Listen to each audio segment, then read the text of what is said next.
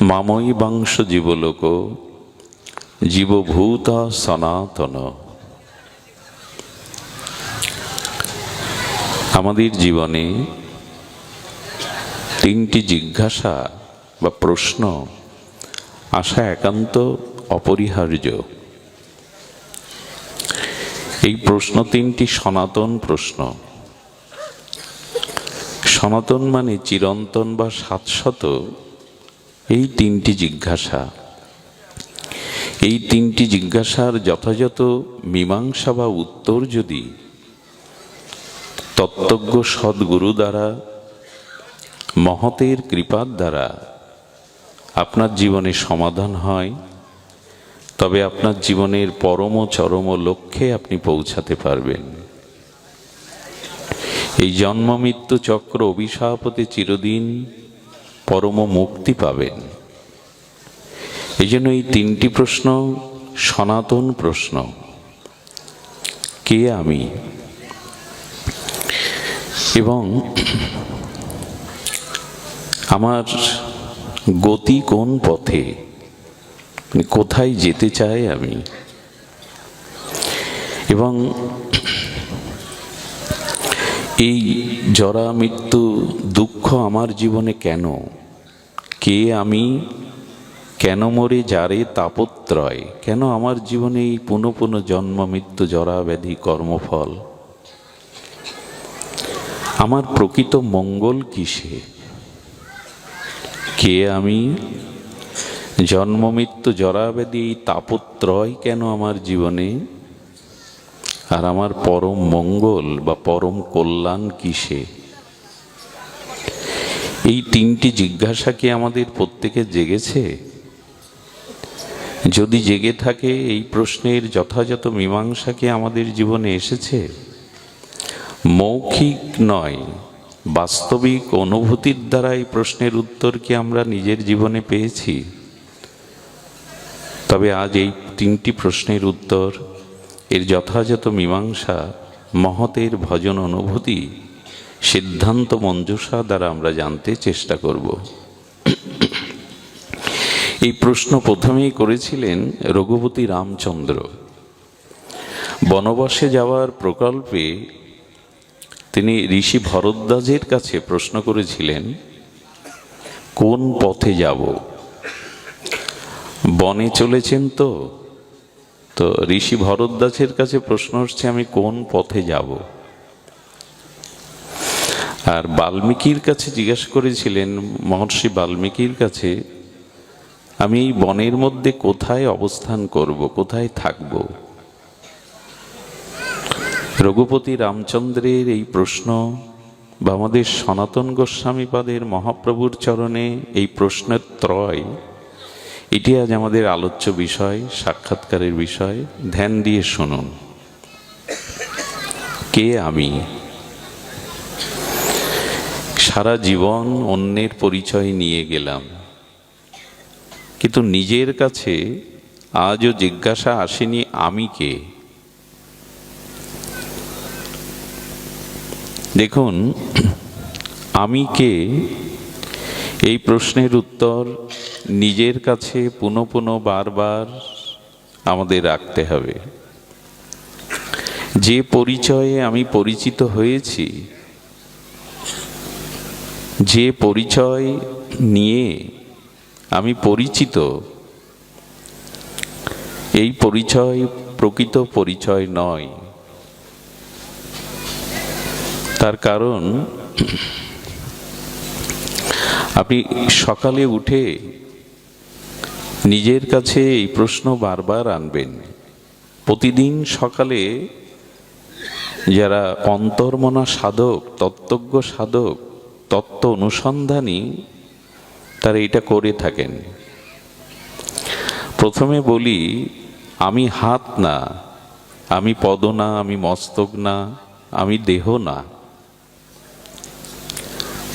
দেখুন, আমরা আমার দেহ বলি, আমার হস্ত বলি, আমার মস্তক বলি, আমি দেহ, আমি হাত, আমি পা, আমি মাথা, এটা বলি না। তো আমরা যখন আমির পরিচয় কে আমি জানতে চেষ্টা করি যদি বিদেশে যাই না। আমরা যখন বিদেশ ভ্রমণে যাই তখন আমি বাংলাদেশি এই পরিচয় দেই, সেই দেশের পরিচয় নয়, আমার জন্মভূমির জন্মস্থানের পরিচয় দেই। অনন্ত বিশ্বব্রহ্মাণ্ডের মধ্যে যে ভূমিতে আমি ভূমিষ্ঠ হয়েছি সেই ভূমির পরিচয় দেই। পরিচয় অনেক রকম। এরপরে লক্ষ্য করবেন, আমি যে পরিবারে বাস করি সেই পরিবারে আমার পরিচয় অনেকগুলি। আমি কারো পিতা, আমি কারো ভ্রাতা, আমি কারো পুত্র,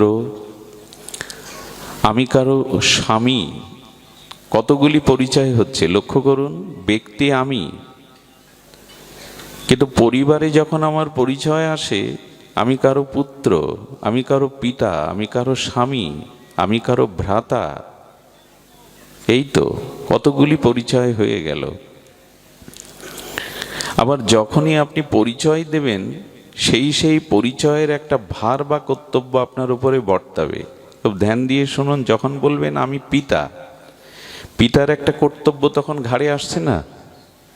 যখন বলছেন আমি পতি, তখন পতির একটা কর্তব্য কিন্তু আপনার ঘাড়ে কর্তব্য এসে যাচ্ছে কিনা? যখন বলছেন আমি ভ্রাতা হোক, পতি হোক, পুত্র হোক, যখনই এই পরিচয়গুলি দিচ্ছেন তখন সেই পরিচয়ের একটা কর্তব্য আপনার উপরে এসে ভর করছে। আচ্ছা, বাইরে আমি ডাক্তার, কেউ ব্যবসায়ী, কেউ কৃষক, এই পরিচয় যখন দিচ্ছি তখন ওই পরিচয়ের কর্তব্য আমার ঘাড়ে আসছে, কর্তব্যে চলে আসছে। আচ্ছা, রাত্রে যখন ঘুমিয়ে পড়ি, গভীর সুষুপ্তি নিদ্রায়, গাঢ় নিদ্রায় যাই, তখন পরিচয় কি থাকে?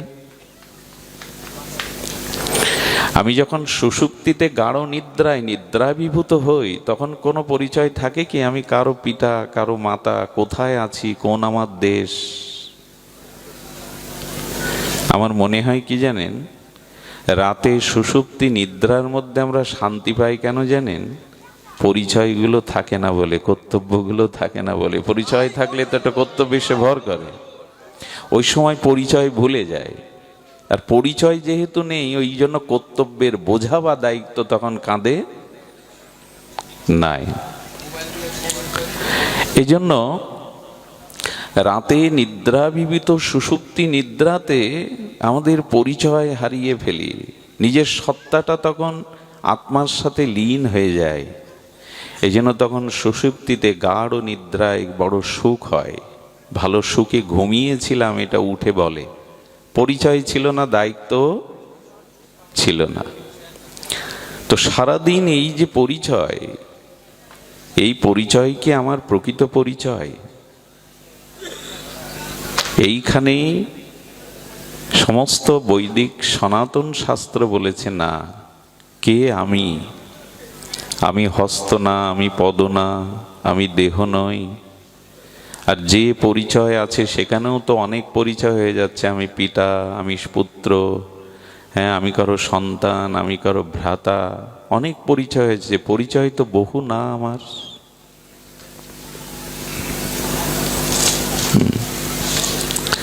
সেখানে শ্রীমদ্ ভাগবত গীতায় ভগবান এই প্রশ্নের উত্তর দিচ্ছেন, মামই বংশ জীবলোক জীবভূত সনাতন।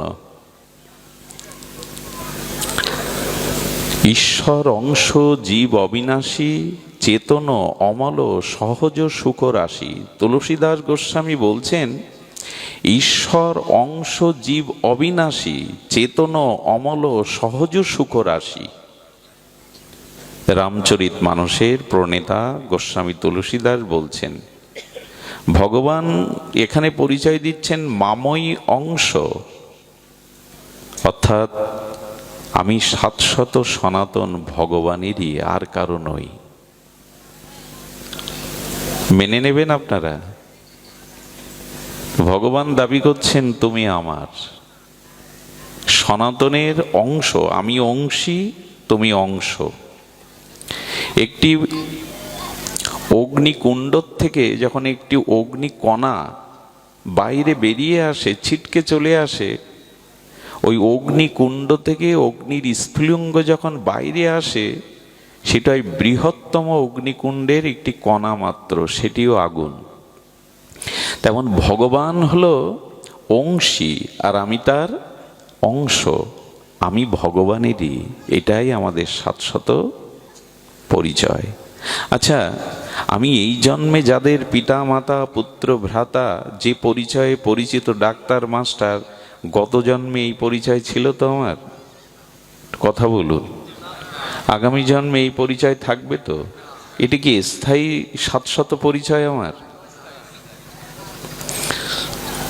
স্থায়ী পরিচয় নয়, কিন্তু আমি কোটি কোটি জন্ম ভগবানেরই ছিলাম, এ জন্মেও আছি, আগামীতেও ভগবানের থাকবো। ভগবানের এই পরিচয় শাশ্বত।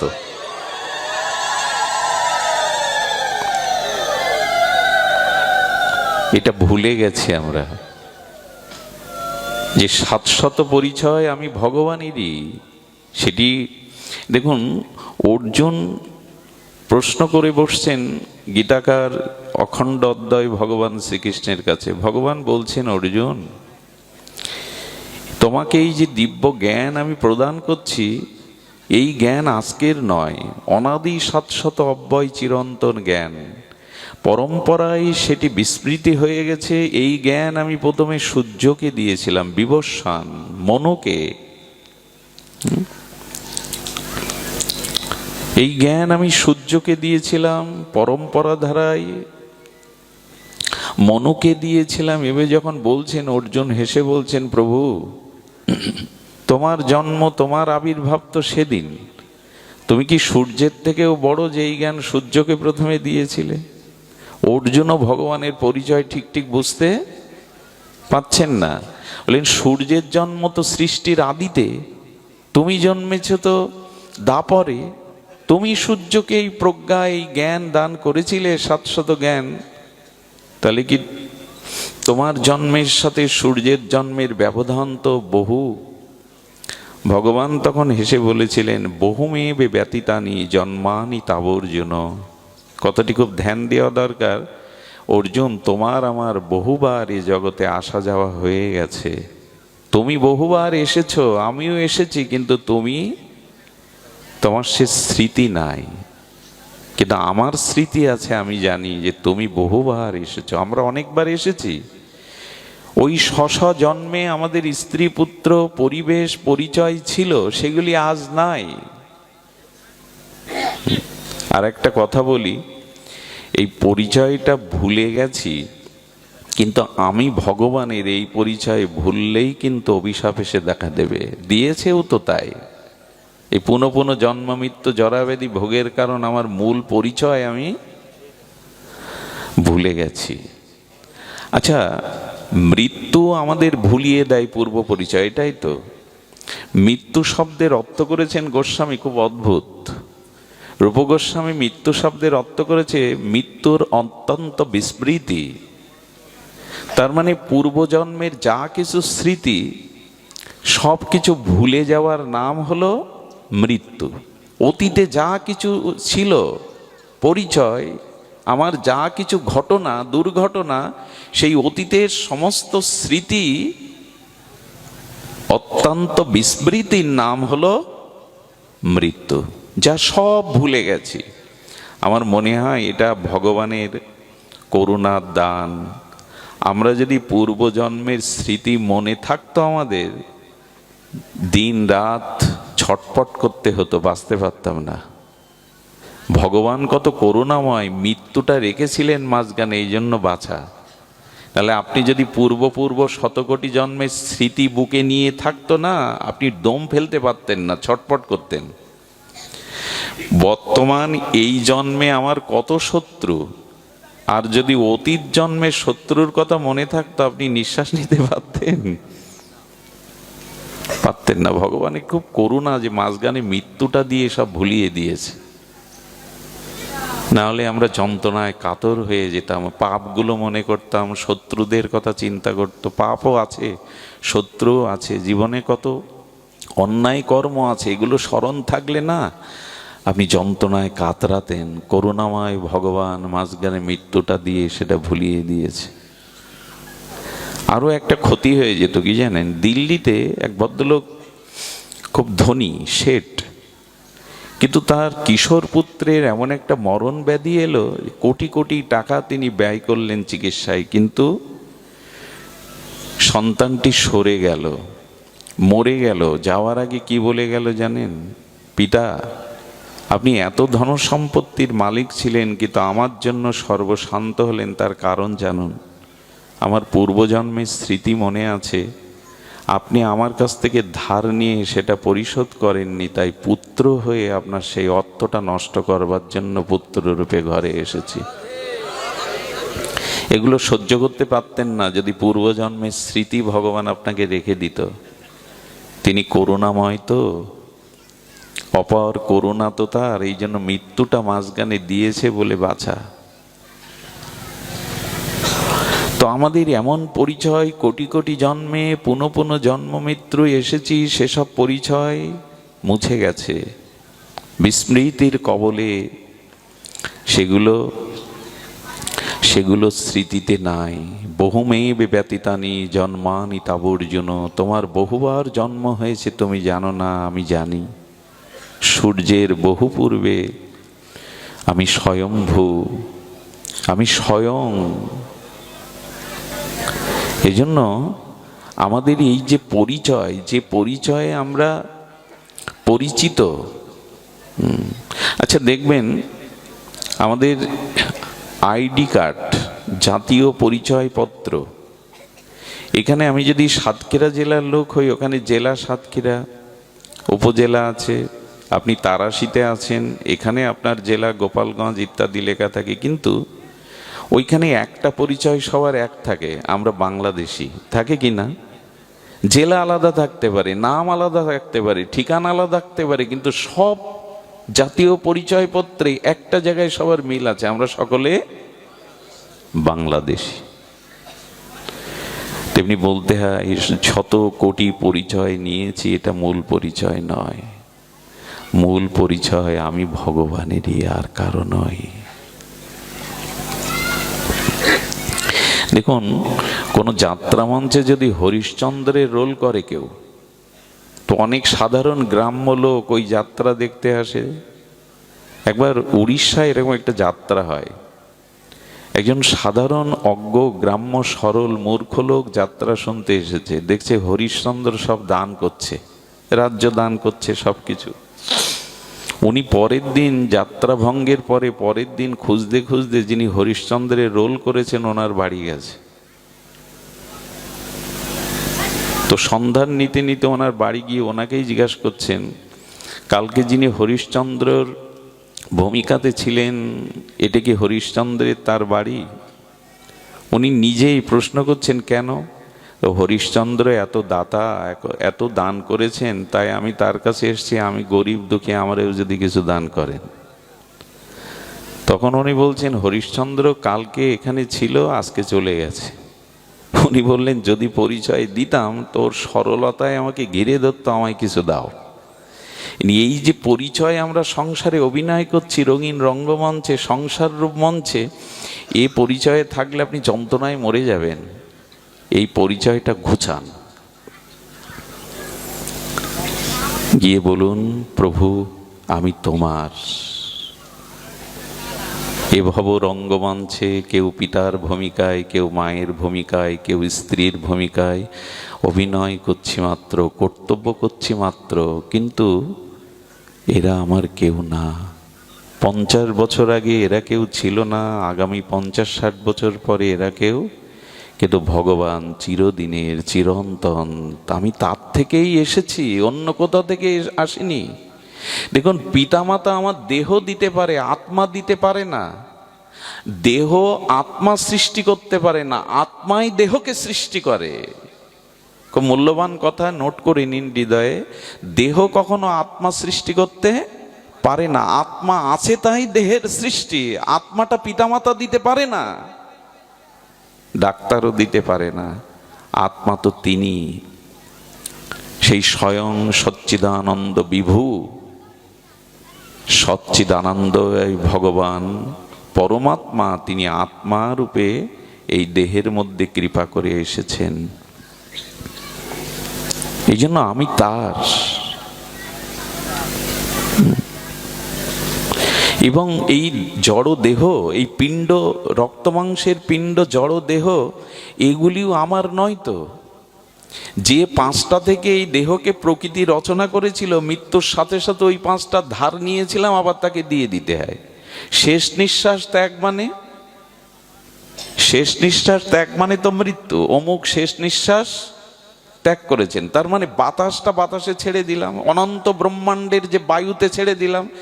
যার কাছ থেকে দেহের এই পাঁচটা উপাদান নিয়ে দেহটা, রক্ত মাংসের পিণ্ড তৈরি হয়েছিল, ধার নিয়ে নিঃশ্বাস ত্যাগ মানে বায়ু ছেড়ে দিলাম। আচ্ছা, কোনো মৃত লাশের গায়ে হাত দিয়ে দেখেছেন লাশটা তাপ হয় কিনা? শিশু হোক, বৃদ্ধ হোক, যুবক হোক, সব লাশের গায়ে হাত দেখবেন বরফের মতো। কেন? কেন? অগ্নিতত্ত্ব, যে তাপ তত্ত্ব, সেটা চলে গেছে। এই প্রপঞ্চময় বিশ্ব ব্রহ্মাণ্ডের থেকে ওই পাঁচটা জিনিস কুড়িয়ে এই দেহটা তৈরি হয়েছিল। প্রতিমা তৈরি করতে গিয়ে যেমন কাদা আনলো, মাটি আনলো, জল আনলো, খড়কুটো আনলো, এইগুলি দিয়েই তো একটা প্রতিমার রূপ দেয়। তেমন এই বিশ্ব প্রপঞ্চ থেকে এক একটা জিনিস ধার নিয়ে পিতামাতা এই পঞ্চত্ব দেহ গড়েছিলেন। নিঃশ্বাস বায়ু ছেড়ে দিলাম, তাপ ছেড়ে দিলাম। চিতাতে যখন পুড়ছি বা মাটির নিচে দিচ্ছি, তখন চিতায় পুড়তে পুড়তে আমার জলীয় যে জল আমার ভেতরে, সেই জলটা বাষ্প আকারে মহাশূন্যে চলে যাচ্ছে। ছায়ের পরে বা মাটির পরে মাটিতে রূপান্তরিত হচ্ছে ছাই ভস্যটা। আর এই মহা প্রপঞ্চে, মহাকাশে এই চারটি জিনিস নশ্বর, কিন্তু এগুলো এই প্রকৃতিও বিনাশ করা যায় না। আমি বাতাসকে মেরে ফেলতে পারবো? বাতাসের মৃত্যু আছে, কথা বলুন। তাপের মৃত্যু আছে, মাটির মৃত্যু আছে, আকাশের মৃত্যু আছে, জলের মৃত্যু আছে। সে তো যায় বাষ্প হয়ে, আবার আসে, আবার যায়। মরে কে?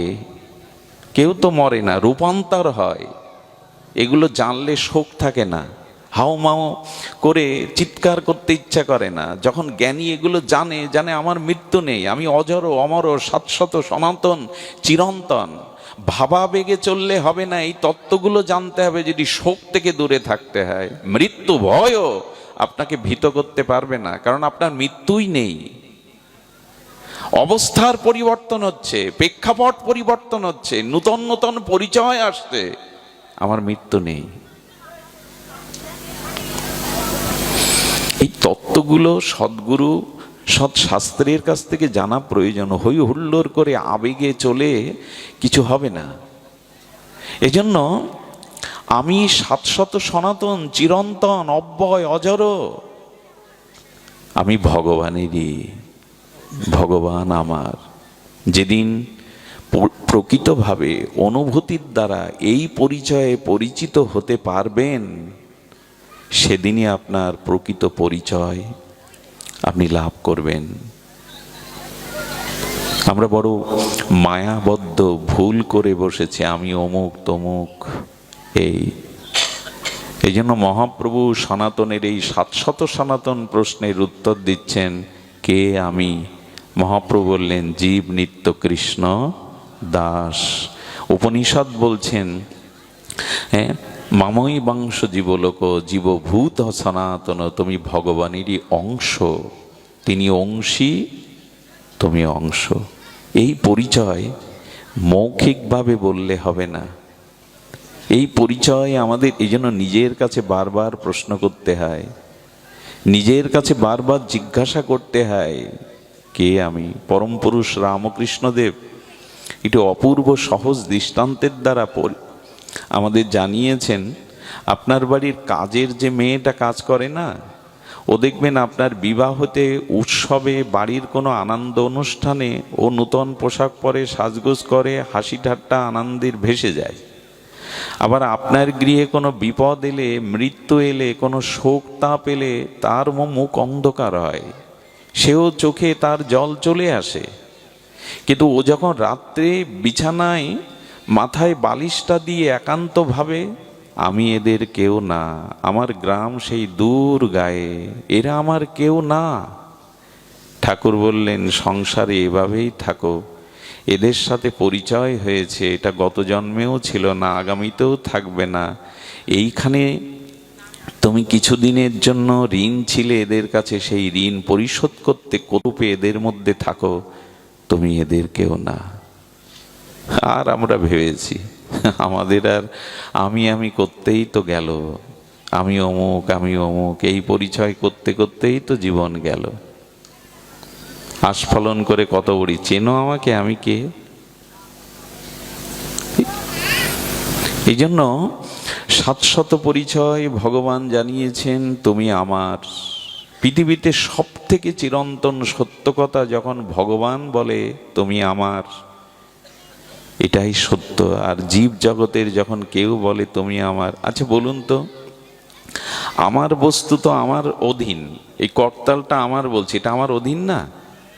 কিন্তু যখন আমি চলে যাচ্ছি এই এই সংসার থেকে, মৃত্যুরূপ সেই কাল এসে আমাকে নিয়ে যাচ্ছে, তখন আমার যারা, তারা কিন্তু আমাকে রাখতে পারছে না, পারেও না। আমার বলে যারা পরিচয় দিচ্ছে তুমি আমার তুমি আমার, তারা আমাকে রাখতে পারে না। আবেগে মাঝে মাঝে কি বলে জানেন প্রিয়জনেরা, মরণ যদি দুয়ারে আসে আমি ফিরিয়ে দেব, আমার কাছ থেকে তোমায় কোথাও যেতে দেব না। এটা খুব ভালো লাগে কথাগুলো শুনলে, নাটকের সংলাপ, উপন্যাসের সংলাপ খুব ভালো লাগে। প্রিয়া যদি প্রিয়কে বলে, ওপারের ডাক যদি আসে, শেষ কেয়া হয় পাড়ি দিতে, মরণ তবু তোমায় কোনোদিনও পারবে না কেড়ে নিতে। কেমন ভালো লাগে লতা মঙ্গেশকর যদি গায়। অনুরাগের ছোঁয়া ছবির একটা গান ছিল লতাজির, ওপারের ডাক যদি আসে, শেষ খেয়া হয় পাড়ি দিতে, মরণ তবু তোমায় কোনোদিনও পারবে না। কত ভালো লাগে। কিন্তু যেদিন মরণ এলো সেদিন জিজ্ঞাসা করুন তোকে, আর রাখতে পারলে না তুমি? অবুঝ লোক কি করে জানেন, আবেগী লোক কি করে জানেন, যখনই বলে আমি মরে যাব, তখন আবেগতাড়িত প্রিয়জনগুলো মুখে আচ্ছাদন দিয়ে বলে মরণের কথা বলো না, মরণের কথা বলতে নেই, আমার আগে তোমায় যেতে দেব না। কত ভালো লাগে কথাগুলো। কথাগুলো ভালো না, এটা আবেগী মানুষের কথা। বরঞ্চ মরণের কথাটাই প্রতিদিন 2-10 বার বলবেন, মরণের কথাটাই বারবার চিন্তা করবেন। ওই কথাটাই বেশি করে শুনতে হয়, শোনাতে হয়, মরণের কথা। এই জন্য মৃত্যুর কথা বারবার স্মরণে, জপ ধ্যান তপস্যা তীর্থযাত্রায় যা না হয়, মরণ চিন্তা করলে তার থেকে অধিক বিচার আসে, বিবেক আসে। প্রতিদিন 10 মিনিট করে মৃত্যু চিন্তা করুন। অনেক পাপের হাত থেকে, অভিমান অহংকারের হাত থেকে, অসৎ জ্ঞানের হাত থেকে আপনি বেঁচে যাবেন। কিন্তু মানুষ তো আবেগী, মরণকে ভুলে থাকতে চায়, মরণের কথা বলতে চায় না, ওইটাই বেশি বলতে হয়। এই জন্য আমি ভগবানের, মামই বাংশ, এই পরিচয় সদ্গুরুর কৃপা ব্যতীত, সাধন ব্যতীত, মহতের করুণা ব্যতীত আমরা কোনোদিনই বুঝতে পারবো না। আর দেখুন এই পরিচয় যখন জানবেন, এই জগৎটা, আচ্ছা রামচন্দ্র যখন বনবাসে যাচ্ছে, খুব মার্মিক একটা কথা শুনুন। তখন তাকে প্রশ্ন করা হচ্ছে, প্রভু অযোধ্যা ছেড়ে, রাজ পরিবার ছেড়ে আপনি বনে চলেছেন, আপনার কষ্ট হচ্ছে না? রঘুপতি রামচন্দ্র বলছেন, আচ্ছা আপনারা যখন তীর্থে যান, কোনো ধর্মশালায় একদিনের জন্য বিশ্রাম নেন তো? কাশিতে গেলেন, গয়ায় গেলেন, বৃন্দাবনে, পরের দিন যখন কাশি থেকে গয়ায় যাওয়ার জন্য ওই ধর্মশালা ত্যাগ করেন, তখন কাঁদেন কি, শোক করেন কি? কথা বলুন, শোক করেন? বরঞ্চ আনন্দে ব্যাগ গুছিয়ে চলে যান। তো রামচন্দ্র বললেন কি, এই জগৎ সংসার এটি ধর্মশালা, আমি ধর্মশালা মনে করেই তো ত্যাগ করে চলে যাচ্ছি, এতে আমার কষ্ট কিসে? ধর্মশালা ত্যাগ করতে কষ্ট কিসে? আচ্ছা আপনি মথুরার স্টেশনে নামবেন, কলকাতা চিতপুর থেকে উঠেছেন, তো মথুরার স্টেশনে যাওয়ার আগে ওই সিট আপনার। কেউ যদি বাইরে যায় রুমালটা রেখে যায়, অন্য কেউ ভুল করে বসলে এসে বলে এছিটা আমার, ছেড়ে দিন। কিন্তু কোটি কোটি লোক ওতে বসে, আমার দাবি করি। যখন স্টেশনে নেমে গেলেন, ট্রেনটা ছাড়তে চলে গেলে খুব কষ্ট হয় কি, চোখে জল আসে কি? গোবিন্দ বললেন মৃত্যুরূপ একটা স্টেশন আছে, যেখানে আসলে ওই ট্রেনের কামরাটা ছাড়তে হবে, এই ঘর ছাড়তে হবে, এর জন্য শোক করছো কেন? এ কি আর মুখে বললে হয়? এগুলো অনুভূতিতে না আসলে শোক আসতেই থাকে। রামচন্দ্রকে বলা হচ্ছে রাজ পোশাক ছেড়ে বনবাসীর একটা বস্ত্র তোমাকে পড়তে হচ্ছে, এই বস্ত্রে 14 বছর কাটাতে হবে রাম। তোমার শোক হচ্ছে না? এই দেখুন তত্ত্ব কাকে বলে, জ্ঞান কাকে বলে। এই যে রাজ পোশাক খুলে রেখে একটা কাপড়েই তুমি বনবাসে চলছো, তোমার কষ্ট লাগছে না? রামচন্দ্র দৃষ্টান্ত দিয়েছিলেন, জলের ওপরে কাই পড়ে দেখেছেন? একটা ফেনা মতো পদ্মা পড়ে, জল নিতে গেলে কি করে মানুষ? ওটাও তো জলের ওপরে জল, ওইটা ঢেউ দিয়ে সরিয়ে জলটা তুলে নেয়। রামচন্দ্র তখন বললেন দেখো, এই রাজ পোশাকটা ওই জলের কায়ার মতো, ওটা সরিয়ে আমি স্বচ্ছ একটা পোশাক পরেই তপবনে যাচ্ছি। কি ভাবনা! আমি ভালো পোশাক পেলাম না, আমার ভালো পোশাক নেই বলে অনেকেই দুঃখ করে, অমুকের এই মূল্যবান পোশাক আমার নাই, তাই নাই। রামচন্দ্র কি বলছেন একবার শুনুন। ভাগবত কেন শুনতে হয়? এটি জীবনে তত্ত্ব এনে দেয়, মীমাংসা এনে দেয়। না পাওয়ার বেদনায় আপনাকে আর কষ্ট পেতে হয় না। বলছে জলের উপরে কায়া সরিয়ে যেমন স্বচ্ছ জলে স্নান করতে হয়, গ্রহণ করতে হয় জলটা, তেমনি একটা পোশাক ছেড়ে আমি স্বচ্ছ পোশাক পরেছি। আচ্ছা রঘুপতি, তুমি যেখানে রাজমুকুট পরিধান করবে সেখানে বনবাসী হচ্ছ, তোমার কষ্ট হচ্ছে না বলে এর দ্বারা আমার 4টি কল্যাণ হচ্ছে, আমার 4টি মঙ্গল হচ্ছে। প্রথমত আমি পিতার সত্য পালন করতে পারছি, দ্বিতীয়ত মায়ের ইচ্ছা পূরণ করতে পারছি, কইকেই তো আমাকে কৌশল্যার থেকে ভালোবাসে, তো তার ইচ্ছা পূরণ করতে পারছি। তৃতীয়ত ভরতের মতো এমন ভাইকে আমি রাজ্য অভিষেক বা রাজ্য সিংহাসনে দেখতে পাচ্ছি। আর চতুর্থ, রাম যদি রাজ্য অভিষেক করে অযোধ্যায় থাকতো, আমি প্রজ্ঞা জ্ঞান লাভ করতে সুযোগ পেতাম না, কিন্তু 14 বছর বনবাসে ঋষিমুনিদের সান্নিধ্যে আমি সাধু সঙ্গ পাবো, শাস্ত্র আলোচনা পাবো, এটা আমার জীবনকে ধন্য করবে। আচ্ছা এইভাবে ভাবলে মানসিক রোগ আপনাকে আক্রান্ত করবে না। আমরা প্রায় সব চিন্তায় চিন্তায়, বিষয় চিন্তায় মানসিক রোগগ্রস্ত হয়ে গেছি। প্রায় মানুষ এখন মানসিক রোগ, বিড় বিড় করে বকে নিজে নিজে, রাত্রে ভালো ঘুম হয় না। এর কারণ এই সংসারের জঞ্জালের বোঝাটা চেপে বসেছে। সব পরিস্থিতির মধ্যে ঈশ্বরের মঙ্গল কোনো ভাবনা চেষ্টা করুন, আছে। সব পরিস্থিতির মধ্যে ঈশ্বরের কোনো মঙ্গল ভাবনা ভাবুন। রাজ্য অভিষেকের দিনে যিনি বনবাসে যাচ্ছে তার এই ভাবনা। এই জন্য আমাদের তত্ত্বের নিরিখে একটু দেখতে হবে। তো আমরা প্রথম প্রশ্নের উত্তরে অনেকটা সময় নিলাম। কে আমি? জীব নিত্য কৃষ্ণ দাস। মহাপ্রভুর খুব সরল 700 এই আমাদের পরিচয় দিলেন। আমি ভগবানের দাস, সংসারের দাস নয়, কামনার দাস নয়, ক্রোধের দাস নয়, স্ত্রী পুত্রের দাস নয়, আমি ভগবানের দাস। একবার মনে করে দেখলেই দেখবেন চিত্তে শান্তি আসবে। তবে এদের সাথে আছি, যতদিন বেঁচে আছি এদের কর্তব্য করব। আমি দাস, কিন্তু আপনি কখনো কর্তা সেজে বসবেন না। প্রায় মানুষ কি বলে জানেন? স্ত্রী পুত্র সংসার পরিজনদের বলে আমি আছি বলে কিছু বুঝতে পারছো না, আমি না থাকলে বুঝতে পারবে। নিজেকে কর্তা রূপে দাঁড় করায়, আমি আছি তাই তোমরা ভালো খেয়ে পরে শান্তিতে আছো, আমি না থাকলে তোমরা বুঝতে। ছোট্ট কথা কি, তুমি না থাকলে ওদের কোনো ক্ষতি হবে না, ওদের প্রারব্ধে যা প্রাপ্তি ওরা ঠিক ঠিক সেটা পেয়ে যাবে। তুমি ওদের ভরণ পোষণের মালিক নও। তুমি চলে গেলে ওদের যেটা প্রাপ্তি, ওদের কর্মফল, ওদের যে প্রাপ্ত ওরা পাবে। তুমি কর্তা নও। তোমার কারণে কেউ বেঁচে আছে, তোমার কারণে কেউ সুখে আছে এমন নয়। ওদের কর্মফল যেটুকু পাওয়ার ওরা পাবে, তুমি ওদের কর্তা সাজতে যেও না। এই জন্য আমি ভগবানের দাস এই পরিচয়